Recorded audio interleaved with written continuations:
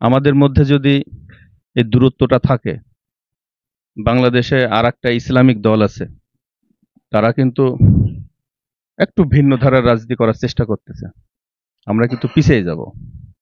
এই জন্য একটি পরিবারের মধ্যেও যেমন যদি ইউনাইটেড থাকে, সেই পরিবার যদি আর্থিকভাবে সামাজিকভাবে দুর্বল হয়, সেই পরিবারকে কিন্তু কেউ ক্ষতি করতে পারে না। এই জন্য আমরা রাজনীতিকভাবে আমরা বিএনপি একটা বড় দল, আমাদের সকল নেতাকর্মী আমরা যদি এক থাকি, যত বড় শক্তিই আসুক, যত চক্রান্তই আসুক, ইনশাল্লাহ বাংলাদেশকে আর পিছনের দিকে নিয়ে যেতে পারবে না। আরেকটি ব্যাপার বলি, আমরা রাজনীতি করি, আমাদের দলের প্রধান তারেক রহমান, উনার বক্তব্য কেমন, উনি কি চাই, উনি কি বলে, এইগুলো আমাদেরকে শুনতে হবে, এইগুলো আমাদেরকে বুঝতে হবে, এইগুলো আমাদেরকে ধারণ করতে হবে। এখন আগের রাজনীতি আর নেই, এখন মানুষের জন্য রাজনীতি, দেশের জন্য রাজনীতি। এই ব্যাপারে আমাদের মাথায় রাখতে হবে। আমাদের মধ্যে যেন সামান্য পরিমাণও এমন কোনো কাজ না করি যেটা সমাজের মানুষ খারাপ বলে, আমাদের দলের দুর্নাম হয়। এসব কাজ থেকে আমরা যেন বিরত থাকি। তারেক রহমান আমাদের নেতা, উনি কি চাই, ওনার দল কি চাই, সেটা আমাদেরকে দিতে হবে। আমার কি দরকার, আমার কি প্রয়োজন, এইটা আমি নির্ধারণ করতে পারবো না। এটা নির্ধারণ করবে তারেক রহমান, এটা নির্ধারণ করবে দল। এই জন্য আমার কাজ আমি করে যাই, দল যা চাই সেই কাজ করে যাই, সে আপনি বড় নেতা হন আর ছোট নেতা হন। বিএনপি যেমন হাজার হাজার নেতাকর্মীর অভাব নাই, আবার এই বিএনপি তারেক রহমান চাচ্ছে, সেই বিএনপির ওই যোগ্য নেতা বাংলাদেশের অনেক অভাব আছে। উনি যে বিএনপি চিন্তা করতেছে, সেই বিএনপির 50% নেতাও আমরা না।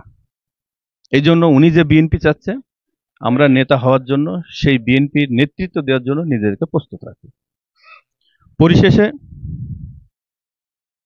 আপনাদের কাছে আমি দোয়া চাই, আপনাদের সাথে থাকতে চাই, আমার জন্য দোয়া করবেন। আমরা একসাথে কিভাবে রাজনীতি আমরা করব, আমরা একসাথে কিভাবে এগিয়ে যাব, আপনাদের প্রত্যেকের মতামত, ছোট হন বড় হন, প্রত্যেককে মূল্যায়ন করে গণতান্ত্রিক পন্থায় আমরা সামনের দিকে এগিয়ে যাব। আর আমি কথা বাড়াবো না, সবাইকে সালাম জানিয়ে আমি আমার বক্তব্য এখানেই শেষ করছি। বাংলাদেশ জিন্দাবাদ, বাংলাদেশ জাতীয়তাবাদী দল জিন্দাবাদ। আসসালামু আলাইকুম।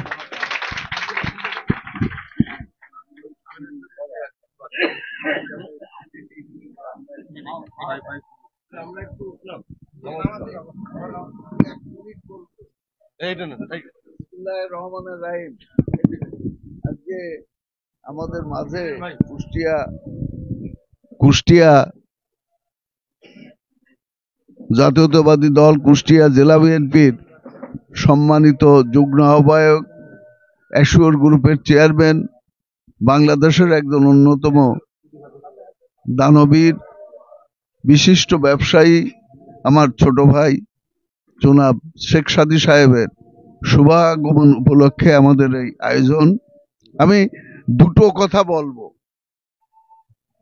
দলের নিয়ম হচ্ছে যে দল করলে দলের ভিতরে ভিন্ন মত থাকতে পারে, দলের ভিতরে মত পার্থক্য থাকতে পারে, এটাকে বিভেদ বলা যাবে না। এই বিভেদ না বলে এটাকে ফাইট আউট করতে হবে, তার মতটাকে প্রতিষ্ঠা করবার জন্য। কেউ যদি নেতৃত্বে বাইরে চলে যায়, তাকে দলের মধ্য থেকে, দলের যে অনুশাসন, দলের যে প্রশাসন, দলের যে কমিটি, তার মধ্য থেকেই তাকে আন্দোলন করে আবার তার জায়গায় আসতে হবে। কিন্তু আমরা কুষ্টিয়াতে কি দেখছি, কুষ্টিয়াতে দেখছি তারা কোনো কমিটি মানে না, তারা কাউকে মানে না, তারা তাদের মতো করে যাচ্ছে। এটা কোনো ক্রমেই সাংগঠনিক দৃষ্টিকোণ থেকে রাজনৈতিক কর্মকাণ্ড হতে পারে না, হতে পারে না, হতে পারে না। আর একটা হলো যে শোনেন, এই সামাজিক প্রক্রিয়া বলে একটা কথা আছে, এই পেন্ডুলামস থিওরি, পেন্ডুলামস নামে এক সামাজিক বিজ্ঞানী রাশিয়ার, উনি একটা প্রমাণ করেছেন, একটা ইঁদুরকে অথবা একটা বিড়ালকে নির্দিষ্ট সময়ে খাবার দিতেন, খাবার দেওয়ার আগে উনি ঝুনঝুনি বাজাতেন, ঘন্টা বাজাতেন, ঘন্টা বাজাই দেওয়ার পরে কিছুদিন পরে দেখা গেছে যে আর ঘন্টা বাজানো লাগে না, সে এমনিই ওই সময় খাওয়ার জন্যে। কারণ এটা একটা ফিজিওলজিক্যাল প্রক্রিয়া। যখন ক্ষুধা লাগে তখন এক ধরনের অ্যাসিড পাকস্থলীতে সিক্রেটেড হয়, তখন ক্ষুধাটা বোধ হয়। এইটা গেল একটা দিক। আর একটা দিক হলো ওর ব্রেন ধরে নিয়েছে যে এই জায়গা এই সময় আমার খেতে হবে। তো আমাদের এই রাজনীতিতে আমরা একটা কি বলবো, অসাংগঠনিক হোক, আপনি অযৌক্তিক বলে কর্মে আমরা অভ্যস্ত হয়ে গেছি। সে হলো ঘরে বসে কমিটি করা, এটা আমরা অভ্যস্ত হয়ে গেছি। আমরা এই অভ্যাসের বাইরে যেতে পারছি না। এবং আমরা এখানে যে সার্চ কমিটি করে দিছি, এই সার্চ কমিটি দেখা যাচ্ছে যে আমাদের প্রতিপক্ষ যারা, তাদের ডেকে ডেকেও আনা যাচ্ছে না। তারা কোথাও গেলে পারে ছোটখাটো ব্যাপার নিয়ে আমাদের যারা অন্যদের সাথে দেখা যাচ্ছে কেওয়াটিক সিচুয়েশন করছে। আর সবচাইতে বড় কথা হলো, আমি এই যুগ্ম নায়েব সাহেবকে বলবো, আমি জেলা কমিটি তো বলবো, রিপিটেডলি বলছি যে আমরা সোশ্যাল সায়েন্স আর আপনার ন্যাচারাল সায়েন্স আলাদা। ন্যাচারাল সায়েন্স 2 আর 2 4 হয়, কিন্তু সোশ্যাল সায়েন্স আমি যে কথাটা বলছি এইটাই আমি ধারণ করছি, এর কিন্তু কোনো গ্যারান্টি নাই।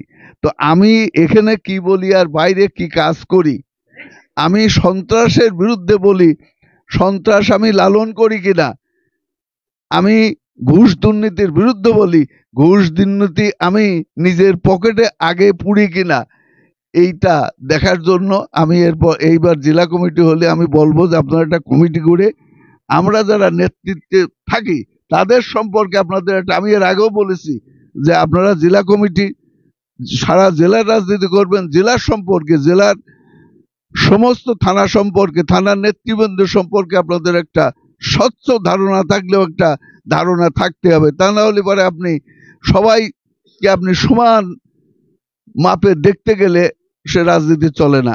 আমার এখানেও কথা হলো তাই যে এরা আমাদের প্রতিপক্ষ আছে, আমরাও একসময় প্রতিপক্ষ ছিলাম, তখন আমরা আমাদের মতো করে যুদ্ধ করেছি, আমরা সেন্ট্রালে গেছি, ম্যাডামের কাছে গেছি, আমরা বিভিন্ন জায়গায় গেছি, কিন্তু আমরা এখানে কোনো জনগণ যাতে আমাদের মধ্যে বিভেদ আছে এইটা ধরে নেয় এরকম কোনো কর্মকাণ্ড করি নাই। কিন্তু আজও দেখেন, আজকে এক গ্রুপ আসে লিফলেট বিতরণ করছে, তাদের কি রাইট আছে? কোন কমিটির অধীনে তারা কাজ করছে আমরা বুঝতে পারি না, আমরা জানি না। এইগুলো সম্পর্কে আগামী দিনে আমি ছোট ভাই বলবো, আপনি জেলা কমিটি আহ্বান করার আমিও বলে আসবো, আহ্বান করলে আমরা এই জিনিসগুলো দেখে এর সম্পর্কে একটা সাংগঠনিক পদক্ষেপ নেওয়া দরকার। এবং আমাদের যে অভ্যাস নিজের কমিটি করা, ঘরে বসে কমিটি করা, সমস্ত র্যাঙ্ক অ্যান্ড ফাইলকে বাদ দিয়ে ইচ্ছা মতো কমিটি করা, এই যে আমরা দীর্ঘদিন এই 17 বছর আমরা যে অভ্যাস করে ফেলেছি, এই অভ্যাসের বাইরে আমরা কেউ যেতে পারছি না। এবং এই কারণেই কমিটি খুব একটা যে যেটা আমরা চেষ্টা করছি যে দ্রুত সময়ের মধ্যে আমরা কমিটি করে উপজেলা কমিটি করব, তারপরে জেলা কমিটি সম্মেলন করে করব। এটা সামনে আমাদের জন্য কি অপেক্ষা করছে এটা বলা মুশকিল, তবে আমরা চেষ্টা করব আমাদের মতো করে কমিটি সাবমিট করা।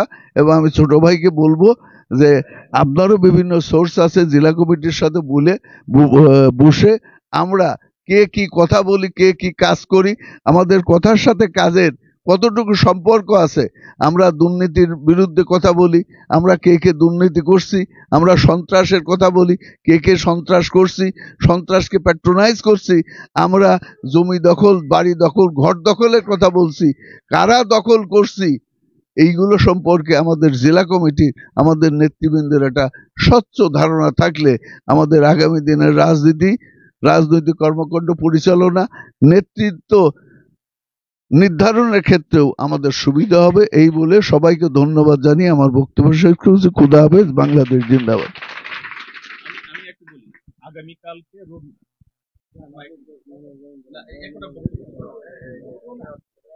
এটা দরকার নেই।